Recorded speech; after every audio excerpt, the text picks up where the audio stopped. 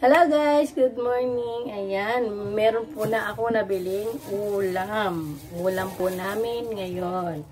Ayan guys, meron po akong yellow pain. Ayan guys, pina-slice na po ito guys. Diba guys?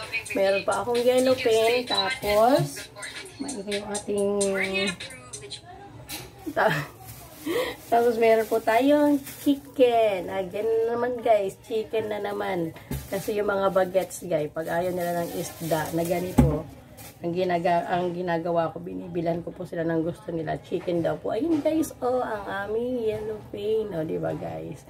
Bumili tayo ng isang, marami na siyang slice. Kasi po, pina-slice ko na po talaga siya guys. Para po hindi na po ako mahirapan. Tapos, bumili na rin po tayo ng mga ingredient. Gagawa po tayo ng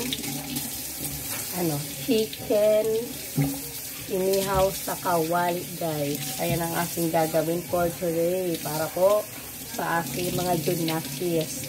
Alam niyo naman po ang mga junakis, kailangan po ng mas masarap na ulam. Para ganahan silang pumasok. Kasi guys, yung dalawa ko po kasing anak, po yun?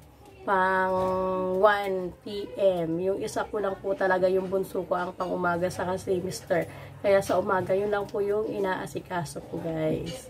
Ngayon sa hapon, yung 2 kids naman. Yun lang guys. Salamat!